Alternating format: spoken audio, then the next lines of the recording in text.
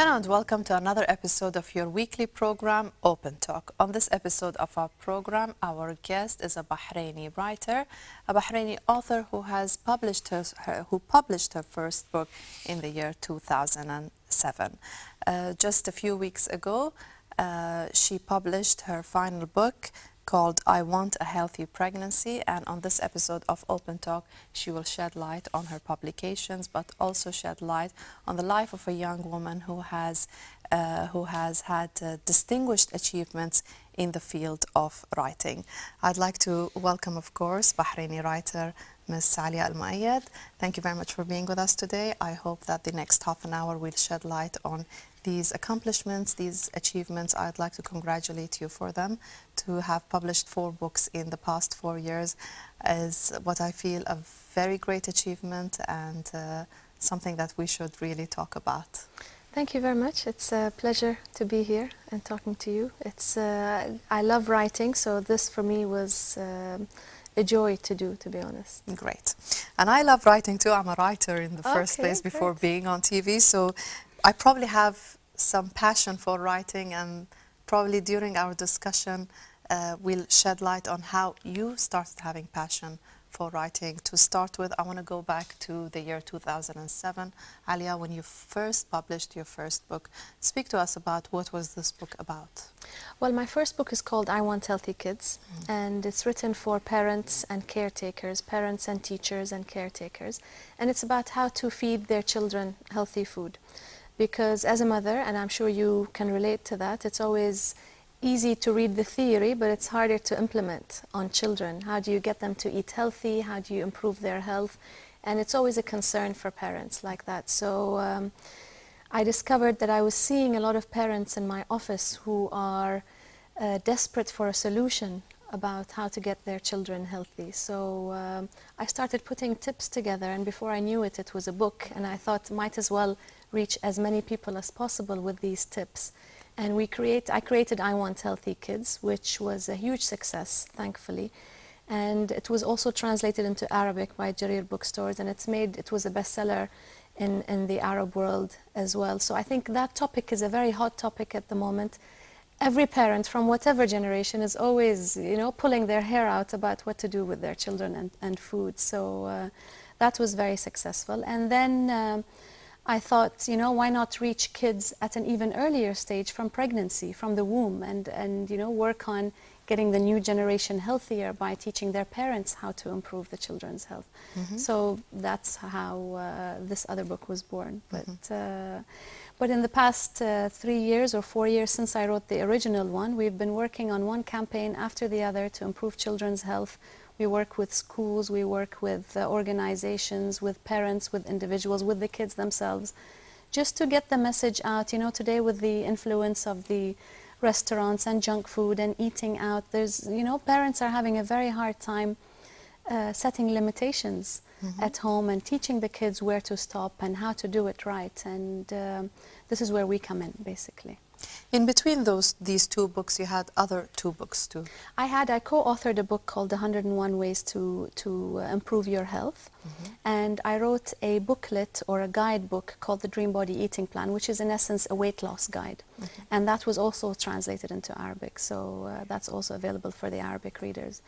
So, I'm hoping to reach as many people as possible with the books, the people that wouldn't otherwise know me or wouldn't otherwise come to my office for a specific consultation, or even people who are not in Bahrain. And why not reach people who are outside of Bahrain, or even why not sell the book in the West with an Arab author who's writing from personal experience as well. A lot of my writings are from personal experience. Now, was the writing of the books based on personal experience, or were you educated in the field of nutrition and...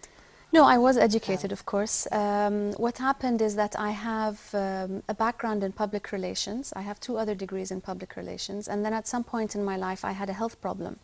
And I felt like I reached a dead end with the medical world. I felt like the solutions weren't taking me anywhere. And the solutions they were giving me were not good enough at the time. So I started Googling and doing my own research, basically. And I started feeling better. I started looking into alternative health. Doing my own research and applying it to myself, and I started feeling better. And then that triggered kind of an interest in me. And I started looking into courses. I was living in London at the time, so I was looking into small courses. I thought, you know, I was newly married at the time. I was about to have children, possibly in the future. So I thought, why not learn a few things before I go back to Bahrain? And I did. I took a course less than a year, I think, or something, and I fell in love with it. And before you know it, I was doing the 5-year diploma, and I qualified as a fully fledged nutritionist after that. So it was a decision that was made later in my life. But you know, had I not gone through that experience, I probably wouldn't have gone in that direction in the first place. So it's, you know, it's a blessing and a delay at the same time. Very interesting. But, yeah, so I thought, why not, since I helped myself and I had all this experience as well, why not help others? And then when I had kids, you know, it takes you into a whole different experience as it is. So I discovered new things as I went along, and I discovered new obstacles, because on the one hand, I had all the theories. From a nutritionist perspective, from a degree perspective, you have all the theory. And then on the other hand, you have the kids, and you put the healthy food in front of them, and nobody wants to eat it. So, you know, it was a combination of how do we get the theory into the household, into the mother's routine, and how do you get the kids to actually eat it. So the combination of the two, I think, worked very well. And I'm still learning. I'm still learning in the process, you know, and I'm sure once the kids are teenagers, it will be a whole new different learning curve for me as well. But, you know, enjoying the process at the same time. I want to go back to the issue of the campaigns, Alia. I think that this is a very interesting part of what you're doing, campaigns to spread awareness on what children should eat or not. On children's And you health. referred to, is it campaigns involving schools? Can you elaborate on that, please? Yeah, this is the campaign that came out around the same time as the launch of the previous book, I Want Healthy Kids. So we worked with specific schools, the schools that showed interest, obviously, the schools that had parents who were keen enough to take it a step further. And you still see schools that are interested today, which is lovely to see. But it's not limited to Bahrain. It was also Eastern Province, Bahrain. We're looking at Qatar at the moment. And it's different. You know, when you teach a child about healthy food in the class, it's completely different from the experience of eating healthy food. People always come to me and say, why don't you come and lecture the kids about healthy food? And I discovered the hard way, I guess, that it doesn't work like that. Because if you teach a child about healthy food and he goes home and the food is still unhealthy, and then he goes to school and the canteen is still unhealthy, then we haven't done anything, because he knows the theory. I mean, most kids, if you tell them chocolate or carrots, they know the right answer, and they'll tell you the answer you want to hear. So what I decided to do is move a step behind the kids and fix their background, fix what they're falling back on. So reach the homes, reach the parents, but also educate the schools and reach the school management in order to change the canteen, to change what's available for the children to eat. So we've been working on that, and I think that's making a big difference. Parents are becoming more aware. I mean, today with internet and easy access to knowledge, parents anyway are interested, but they need to have hands-on advice, something that really works, something that's realistic. You know, you can't really have junk food one day and then a salad the next day and expect the child to switch overnight. You have to have a transition. I did full-day workshops for parents about exactly that. How do you go from A to B without having too many hiccups in between? But how was the response from the parents? I believe that it is easier to fix things in the schools, because the schools would listen and it's easy to approach them. They would want the best for the students. But when it comes to home, parents would want the best for their children, but some parents do not have the awareness. How was the response you got from the parents? And don't you feel that you can reach out for a bigger part of the society through bigger campaigns? Yes, ideally it would be a bigger campaign, but the problem is there aren't enough of me in this part of the world, at least. You know, nutrition as a field is very new. It's not taught in universities at the moment here in this country. So you would need a much bigger campaign and a much bigger force of nutritionists to carry something that big. I mean, if it's, for example, if it's me going into a school, you sometimes find that the school management is very much pro the move, but you see a lot of resistance from the teachers as well. You'd be surprised. I mean, you'd think everybody would be on board, but they're not. The teachers complain, And then the parents of the students complain sometimes that why are you changing the canteen too much? Why are you making too many new things for the children to see and eat? My child is not eating, etc. So this is something that, I mean, I had the same reaction that you're having at the moment, which, you know, you'd think it's complete common sense to want to change for the better. But there's a lot of resistance that comes, that's where you move a step forward and then you move 2 steps back, kind of. So we are moving in the right direction, though. When I first started my nutrition office, the awareness was a lot less. The interest in something like this was a lot less. The health shops, I mean, now there's a lot more health shops. There's a lot more access to organic food and healthy food in general. But also the interest in making it healthy, let alone, I mean, leave the organic for now, just to have regular food, which is healthier than what you're having at the moment. How do you get your kids to eat it? How do you lead by example? Because it's one thing saying to your child, okay, here you can eat carrots and cucumbers, and then I'm going to go hide and have chips in the background, you know? You have to work on the parents, and the parents have, that you have to lead by example. And you'd be surprised, but parents, because they have more years of damage, let's put it that way, they're a lot harder to convert than the children. And sometimes you find that the parents are the ones who complain about the change in diet, but the child will need maybe 3 to 4 days to switch. It's the mother that needs time to switch because she's had a lifetime of bad habits, and we need to switch her first. And we live in a society where junk food has become so popular, just like any other part of the world. Cheap and I don't allow my children to go for junk food, but I do it once a month just because the children have the curiosity for junk food. And if you deprive them, it might backfire. Exactly. So you have to give them some space when it comes to junk food. But don't you feel that even the society itself, late night eating, just drive around Bahrain, everywhere you'll find people at 11, at 12 o'clock having dinner, sandwiches, fatty food. Don't you feel that this all is also leading to an increase in obesity, in high blood pressure, in serious health issues in Bahrain? Are you pleased with what you see around you?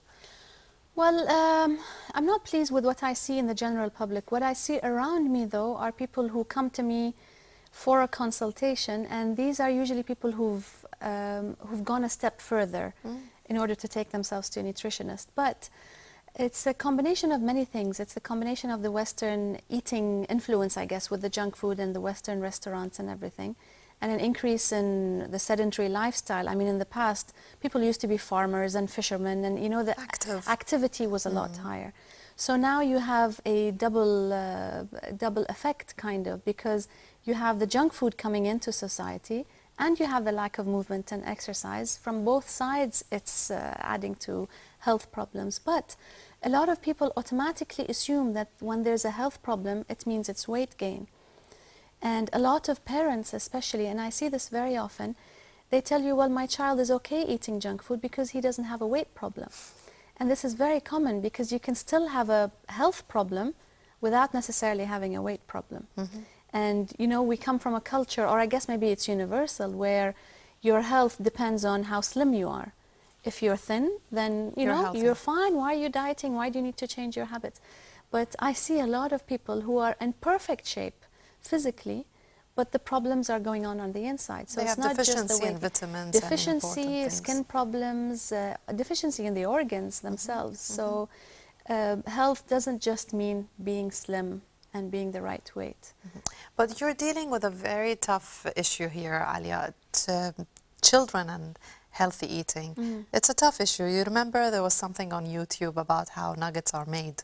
Yes. And then they asked the children, would they still eat those nuggets? And they said yes.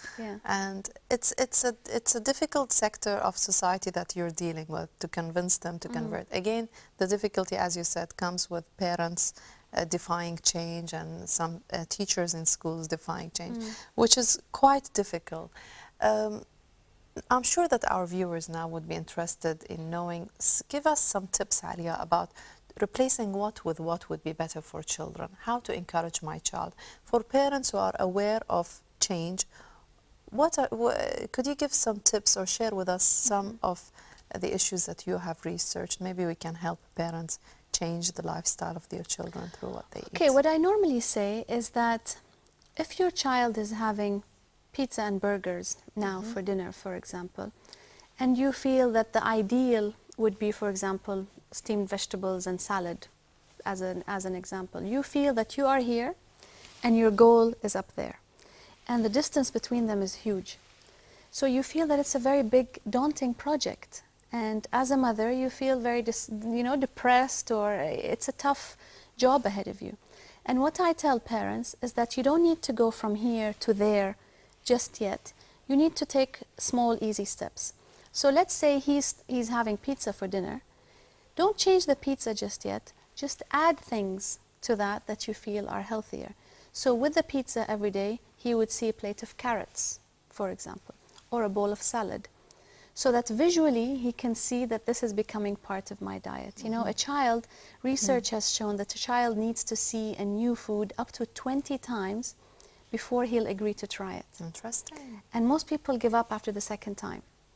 So imagine I tell you put a salad over dinner, and you put a salad, he never tries it. You put it again the next day, he doesn't try it, you give up. Because you've tried it and you know he won't eat anything, and the usual scenario. But if you imagine that you need to put it 20 times before he will agree to even try it, and it becomes part of his visual habit and his eating habit as well. Now, if I bring a completely new dish to you now that you've never seen or smelt or tasted, the chances of you jumping into it would be very slim, you know, because eating is a learned habit. It's a habit that you've created over time in your child. So to undo it will also take time. And this is what a lot of parents don't realize, is that you don't just go from A to Z in one night. You know, you have to work on it, you have to market it as well. So one solution for them would be, for example, to add a salad over dinner. Even if they don't touch it instantly, let them just see it, let them see you eating it.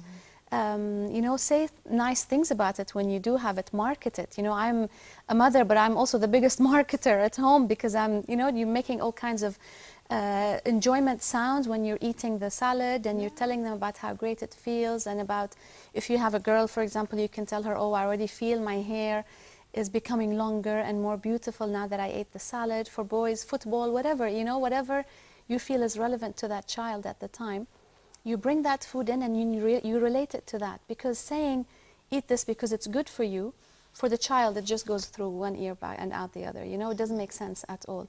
But if you say, don't you want to score football in tomorrow's match? Relate it to something they're interested in. Exactly. And let it be relevant, you know. So the next day you can add lentils, for example, as a side dish, and just reduce the quantity of the junk food and increase the quantity of the other stuff.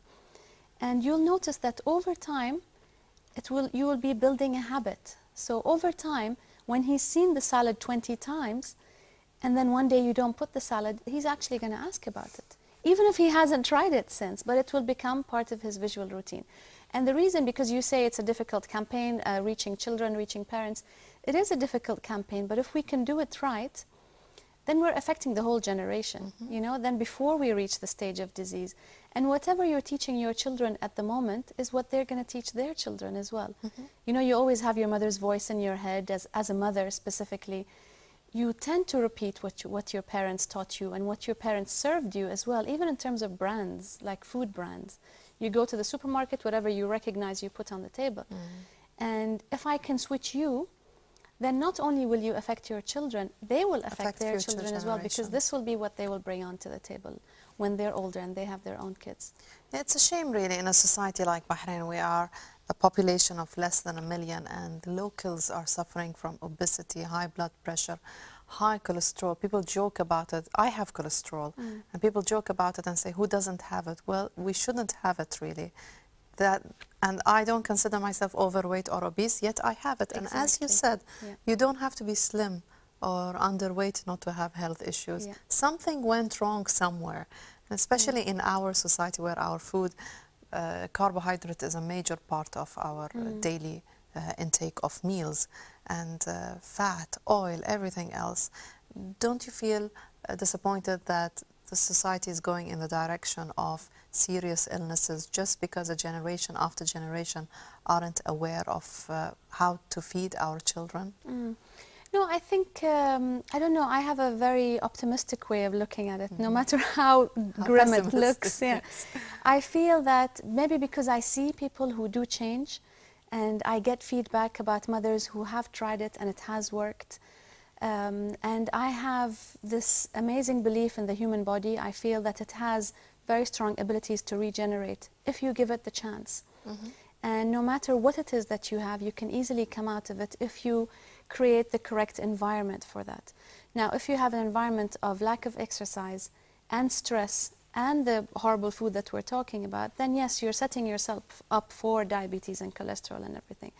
But it only requires a mindset shift where you start believing that it will help you, and then you start giving it the raw material. I mean, I always give people the example that if you have a fancy car and you put diesel in it, then it's not going to work, you know, and it's going to break down and it will start acting like a horrible car because you're not feeding it the actual fuel that it needs at the moment. So if you give your body the right raw materials and you give it a chance to improve, then it's unlimited what it can do. It can regenerate and it can come back from anything. And with kids, it's even easier because with children, it's very easy to regenerate and to come back. Great. I want a healthy pregnancy. I don't want any more pregnancies anyway. Never say never. 3 children. And you've had 3 children. Have you had healthy pregnancies? Well, the book was written during my 3rd pregnancy.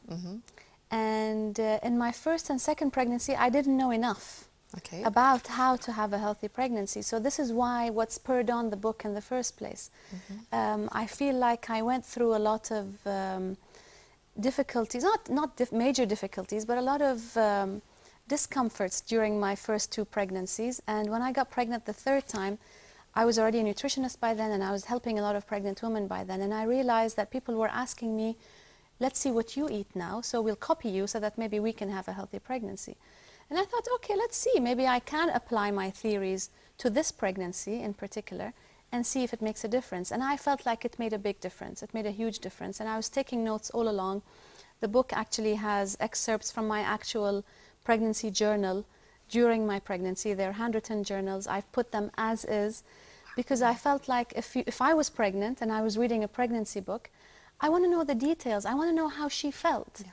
Personal experiences. Exactly, because nobody really knows how it feels to be huge and pregnant and feel horrible and feel hungry all the time and want to eat all the chocolate in the world. And nobody, and no one who never got pregnant knows. But even when you talk to somebody who's been pregnant, you'd be surprised they forget.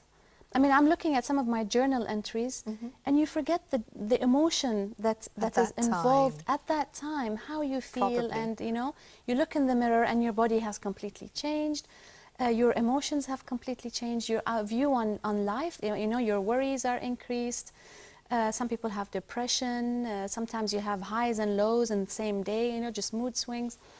So I wanted a young woman today, the woman who is getting pregnant, especially for the first time, to know what it's really like and to know how to fix that naturally without having to resort to medication or to resort to saying, oh, well, it's 9 months and I'm just going to have to put up with it and I'm going to roll my eyes all along. And it can still be very enjoyable. You know, it can still be a vibrant pregnancy. It can still be a pregnancy where you're doing everything that you want to do.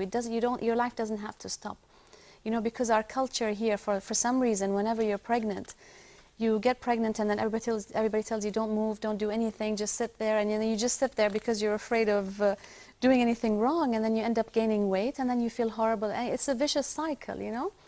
So a lot of hands-on solutions of what you can actually do to have a vibrant pregnancy that you enjoy. I mean, you're part of the process.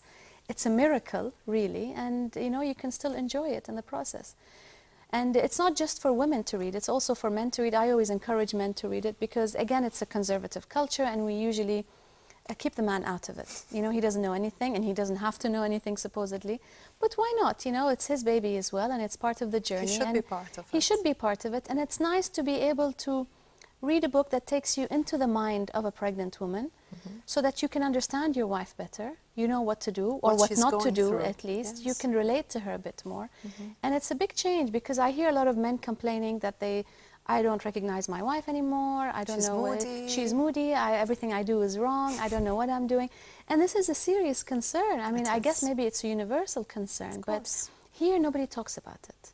You know, and you just put up with it. And then 3 kids later, you don't know what happened. You know, it's like every pregnancy is like a storm and then it goes. But if you understand it a bit more, and even if the woman understands it a bit more, then there will be a much nicer way of looking at it, much nicer way of dealing with it at the same time. Very interesting, because I remember when, before my first pregnancy, I remember I used to think that women who have weird appetites about food are just being silly. Yeah. And one day I noticed that for 2-3 weeks I was just eating pickled cucumbers, and I didn't really know why. Yeah. And then I discovered I was pregnant. Then I knew that this special appetite isn't just women being silly, but something does seriously change physically, and has an impact on your taste buds, on your physical appearance, and everything to do with you. I'd like to go, I went while we were speaking through the table of contents of your book, Alia, and I'd like to go through some of the chapters. Maybe you can give us a brief idea, because I'm sure that, well, we have another 10 minutes. I'm sure that our viewers would be interested in some of the points maybe. I can't stand the smell of my living room. You have researched this. Is this real, that people really can't stand? Well, this is a book that was written from my perspective. As a pregnant woman, as a woman who got pregnant 3 times, as a nutritionist as well, from a nutrition perspective. And I can tell you it's real. It was real for me, you know, because I was very cynical myself, and it happened to me. And this is my own story as well, combined with the self-help book. So it's kind of a memoir and a self-help book at the same time.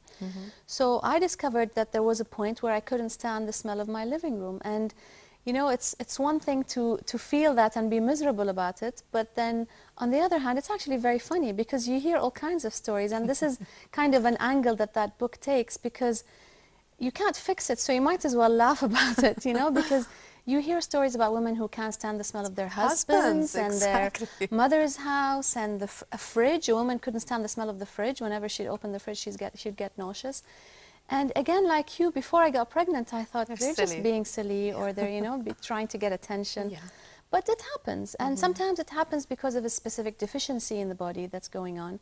Sometimes because the liver is too overloaded and it can't keep up, so it makes you feel nauseous because of all the hormones that are coming in. So there's a lot of theories behind it, and it's nice to understand the theory. First of all, because you want to know that you're not strange, and you want to know that you're normal, and you want to know that even a nutritionist can go through that as well. But on the other hand, you don't have to, you know, be bedridden the whole time, throwing up all over the place. You can still address it naturally, where you can have it reach a level where it's maintainable, you know, where you can actually survive it. I think it's interesting, Alia, that you have put in your own experiences here, because when people read and know that the person who has written the book has gone through these experiences, they believe more in what you're saying than someone who has just had researches done, decided to publish a book. One of the interesting chapters here is there truth in old wives' tales? I remember I used to Google these old wives' tales to find and relate to. What are you referring to here? Well, so there are some things that you keep hearing, especially in a country where culture and heritage is very big, and your grandmother is telling you something and your aunt is telling you something else. And some of it is accurate, and some of it is completely untrue. Nonsense. That, you know, it's just a shame to even consider that. But things like you need to eat for 2 to, you know, to keep up a pregnancy, or don't exercise, or don't move, or if you have a lot of heartburn, that means the baby has a good head full of hair.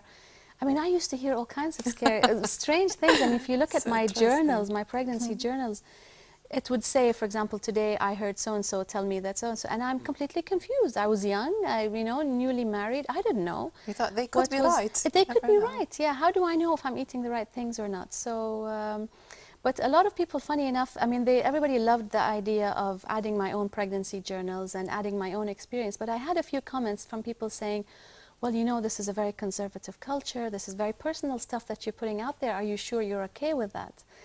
And I feel like the message that this book is bringing across to people is a lot bigger than me or my story. You know, it's not about writing my story. Yeah, I want society. It's because it's a conservative culture that I need to write this to the girls, because you'd be surprised how many girls, young girls I see today who can't speak to their parents or can't speak to their mother about the personal stuff. I mean, fine, you're pregnant, everybody, you know, is excited and everything, but what about all the questions that you have? And you know, horror stories sell very quickly, and they go around the room very quickly. So when you're in a gathering, especially a female gathering, and you start talking about pregnancy, you hear all kinds of horror stories of women who've had horrible pregnancies or horrible deliveries, but you don't really hear the good stuff. So I wanted them to have the other angle as well. There's a lot of scary stuff that have happened to other people. They won't necessarily happen to you, but there's a whole other angle of great stuff that you can enjoy during pregnancy that can be your experience if the you want baby's that. first movements, the moment that you feel. What was the most beautiful moment that you had as a pregnant woman, Alia? Well, I felt that the second trimester, the middle trimester, was a time when you bloom and you start showing, and you know, the nausea goes from the beginning. The first few months is nausea and you feel weird and stuff. You feel you glow. You glow in the second trimester, and I feel that, and then the baby starts kicking as well, and you start noticing you start acknowledging that you're pregnant, or people start acknowledging that you're pregnant, and I think that's the whole trimester is lovely. Before you get too heavy, before and after you're exhausted and everything. So I think a pregnant woman is beautiful throughout her pregnancy. I think the yeah. worst phase is probably the last couple of weeks when she becomes when so you're very overweight and tired. Yeah, but even then, I mean, I wrote a chapter about natural delivery and why you should opt for a natural delivery. And you know, today with all the painkillers around and all the solutions that are there to make a woman feel nothing during labor, you know. And then I wanted to go back to basics kind of and allow the body to have a natural pregnancy and a natural delivery the way our grandmothers had it. I mean, we're capable of doing that. So we've become so medicalized today that a pregnant case is almost like an illness, where you're taken, once you're in labor, you're taken to the labor ward and you're given all kinds of painkillers, and then you can't move because you can't feel anything. And that's not the way it was meant to be. And it's kind of an encouragement for young girls today to go back to basics, because I talk to young girls today and they have no idea why they should. Why they should have a natural delivery. You know, everybody keeps telling them, well, you don't get a medal for going through the pain, but you know, it's all the wrong associations. So I feel like if we can go back to basics and make it the way it was supposed to be, then I would have done my job with that book. Great. Now, something drew my attention here. Who's Tamim? This Tamim book is my for last. Yeah, Tamim is my third child, and he is the photo on the cover is me pregnant with him. Oh my God, this is so beautiful. Yeah. I hope the camera has the cover of the book. He's kind of the star of this book. My previous book was dedicated to my other two kids. So I was about to ask you, weren't they jealous that Tamim had No, this they had book their own book. So, but Tamim taught me a lot in the process. The third pregnancy for me was a big learning curve as well. I learned a lot. I grew a lot as a mother, as a nutritionist. There was a lot that happened. Don't you feel that the motherly instincts in you change after your first, probably your third experience? You become more mature as a mother? Yes, you become more mature, and I think because once you take out the fear and the nervousness of being pregnant and not knowing what to do, because by the third time you already know what's going on, and once you take away the fear and the nervousness, there's a whole other beautiful side that comes to it. You know, you start going deeper into what it means to you, into even the spirituality of a pregnant woman is completely different. You know, I just enjoyed that a lot. So Tamim was the main reason why that happened. Well deserved. Your acknowledgements. My first thank you goes out to my husband, Suhail, for his unconditional support and encouragement during all my pregnancies, deliveries, and writing this book. This is so nice. How supportive was your husband? Well, my husband is my biggest support. I think without him, I mean, having 3 kids and writing books and working, I wouldn't be able to do it without a supportive husband. So, but he always jokes to his friends that when men have pregnant wives, that they should have their own gatherings to vent about how difficult a pregnant woman is and everything. We joke about that, but you know, a man does go through a lot when he has a wife who's pregnant, or not even pregnant, after you've had the baby. I mean, the woman goes through all kinds of hormones after delivery and during the breastfeeding days and everything. And you have to have a very strong, supportive partner in the house or a strong household in order to go through that, you know, and I think it makes all the difference. So I have to thank him. I'm sure he deserves the big thank you. Thank you very much, Alia. A final word is, when will your next book be, and what will it be about? Well, I have a lot of I have a lot of books in my head that are not written yet, but possibly a weight loss book, and also a teenager book. Because when I was a teenager, I was completely confused. And when you're a teenager, whatever your parents say is completely irrelevant and outdated. And I want to speak to the teenagers. I want to speak to what I was at the time. I want to give them an idea, because I talk to a lot of teenagers today and they are very confused. You know, the academics teach them so many things, but not enough about the human body, about the basic knowledge about how their body is going to work. And I would like to address that. But at the moment, I have a big project going on at the moment, which is an internet radio show, which broadcasts to the world, and I address all kinds of issues on that. And I find that that really helps reaching that segment of the market as well, the young generation, because it's internet and it's MP3 and it's, you know, podcasts and How stuff. can our viewers reach that? The radio show is on Alia Almoayed radio.com. And it's a weekly episode. It goes live and then it goes on to iTunes as well. And I host all kinds of guests from all over the world about health and about nutrition. And I find that very, very fascinating, because the audience automatically is bigger. And I want to reach the young generations. Well, I'm sure that you're doing a great job, Alia. Thank you very much for so being much. with us here today. I personally benefited a lot from what you said, and I hope that our viewers did too. Thank you very much. Thank you very much, Ahdeya. It's a pleasure. I'd like to remind our viewers that on this episode of Open Talk, I had a very interesting guest, a young woman who has had 4 books published in the past 4 years. One of the bestseller books was a book called I Want a Healthy Child. I Want Healthy Kids. And this book was translated into Arabic. Her final book was I can't say her final book because she has plans to publish other books too. Her latest book is I Want a Healthy Pregnancy.